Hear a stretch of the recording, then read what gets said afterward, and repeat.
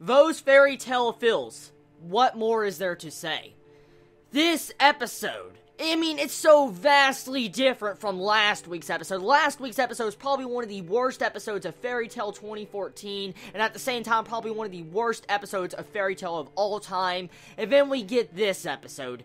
This episode, yeah, the ending. It's impactful, it's strong, the emotions are strong, and any fan of Fairy Tail that loves these characters probably had their mouth and jaw hit the fucking floor because of that reveal and what happened at the end. We have, for the first time in a very, very long time, since Simlin's death in the Tower of Heaven arc, someone died.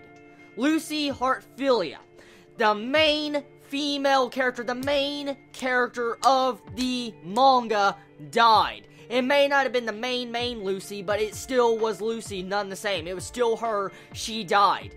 And to make it even sadder with this death is that we find out that Lucy, the future Lucy, doesn't have a right hand and she no longer has her guild mark. I don't like how they handled that, honestly, in this episode. They censored that entire scene from the manga, which kind of upsets me a little bit. But besides that, this episode was impactful. It was just, oh my god. It was sad. It was really sad. I mean, there's one thing about Fairy Tail that I've always loved. It knows how to take these moments in Fairy Tail in the manga and just make them so fucking sad. I mean, seriously, there's these feels you get from watching Fairy Tail, and that's something it does, and that's what this episode did.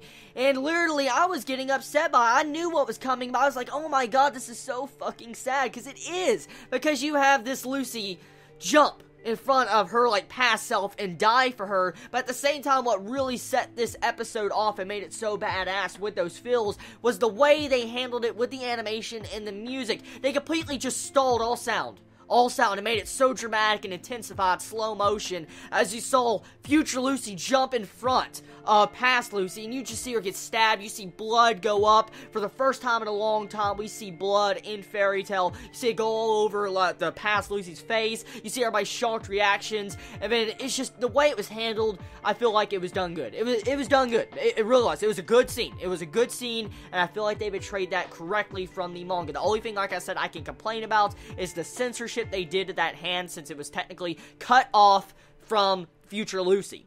Okay, so besides that, I find this episode great. The animation wasn't the best, but it still was good, and it definitely was on point in the scenes it needed to be on point with. For instance, that one scene with Lucy's death. That was sad, and the freaking original soundtrack definitely just helped that entire scene to feel even more emotional. And then that face of just straight out depression of past Lucy, or our Lucy, looking at her dying self. I mean, it was so sad. And then, that final scene, right at the end of the episode, before the ending song plays, we see Natsu Dragoneel pissed. You see his eye glow like a fucking dragon, you see the shading on his face, you see his Fairy Tail symbol on his shoulder, and he's about to rip freaking future Rogue a new asshole. That's exactly what he's about to do with the way he did Lucy in this episode, and now everybody is probably saying, do it, Natsu. Kick his fucking ass after what he just did.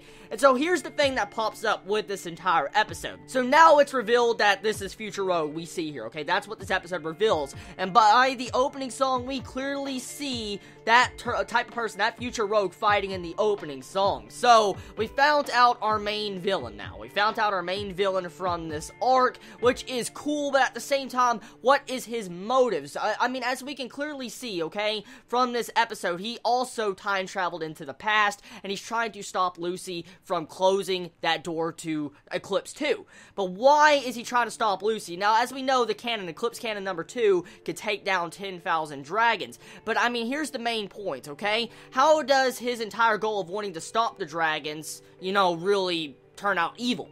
That's something we really got to learn right now, because that is how it ended, and that's the big question from this entire episode.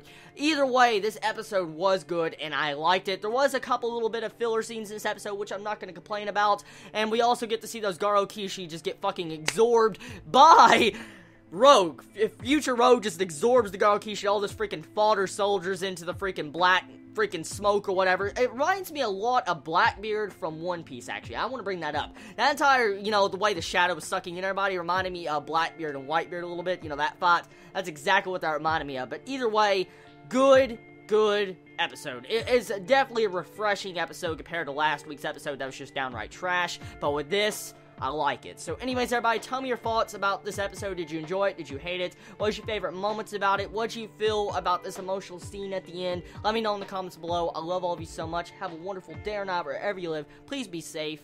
Chibi out.